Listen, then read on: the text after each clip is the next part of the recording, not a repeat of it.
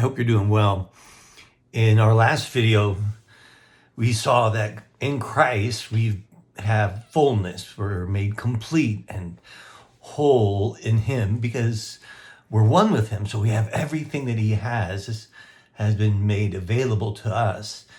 And today I want to look at what it means to be immersed into Christ. In Colossians 2, verse 11 and 12, it says, "In Him also you were circumcised with a circumcision made without hands, by putting off the body of the flesh by the circumcision of Christ, having been buried with Him in baptism, in which you were also raised with Him through faith in the powerful working of God who raised Him from the dead."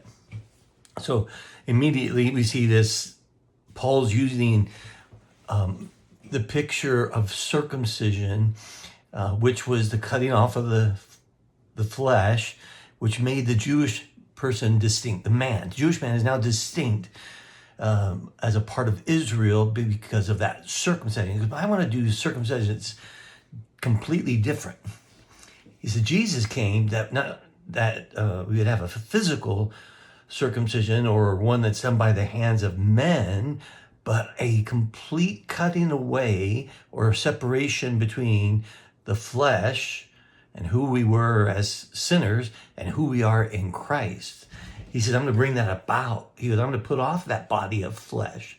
So here we are in this place where now we don't have to respond or react because everything we were in the first Adam is cut away. And now we have a spiritual circumcision as the new covenant children of God. And that's good news because that doesn't depend on us. It always goes back and looks to the person of Christ.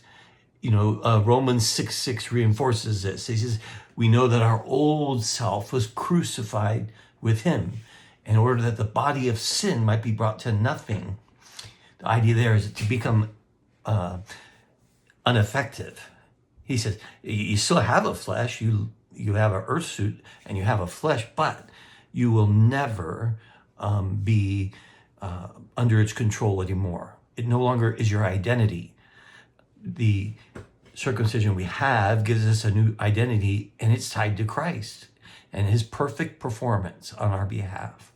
So that's good news, right? He says, so we are no longer slaves to sin. Now, if we've been crucified with Him, you say, well, how did that happen? When did that happen? And obviously that takes us back again to Galatians 2:20. "I'm crucified with Christ. Nevertheless, I live, yet not I, but Christ lives in me. And the life that I now live in the flesh, I live by faith in the Son of God who loved me and gave Himself for me." Now think about it. It always goes back to that love. God loved us when we were at our worst, when we were enemies. He loved us. And He sent His Son to do for us what we could not do for ourselves. He was crucified and He was buried and He rose again, and He put us in Him. We've been immersed, and that's the idea of baptism. The word we use for baptism is immersed, baptismos, to be immersed into. So when we think of water baptism, we can say, well, that is a picture of what Christ has done for us. And as we go into the water, we're recognizing that we were crucified with Christ, past tense, and that we rise again out of the water, right? We were buried, risen again. See, where Christ is, we are, because we are one with Him, immersed into Him as His new covenant children. So what are we? Are we sinners or saints? Well, we are no longer defined by our sinning. And the decrease of sinning isn't going to make us what we couldn't be, saints, without Christ. So some religious system, they have identified certain people through their good behavior and sacrifice. They're saints, special saints. But He says, don't think of yourself as a sinner because that's been cut away. You're complete in Him. And so you are now a saint. That doesn't mean you can't sin, but it's never going to be your identity ever again. Don't let the enemy put you in the spot where he's getting you to buy into a lie. the Spirit reigns, and you're reflected in the righteousness that you have in the person of Christ. You're a new creature. You're no longer the old man. The old has passed away. Behold, the new has come. So believe these truths, confess them. You were buried with him in baptism. You were immersed. You were buried with him in immersion, in which you were also raised through faith in the powerful working of God who raised him from the dead. So what's our faith in? It's not in us, it's in him.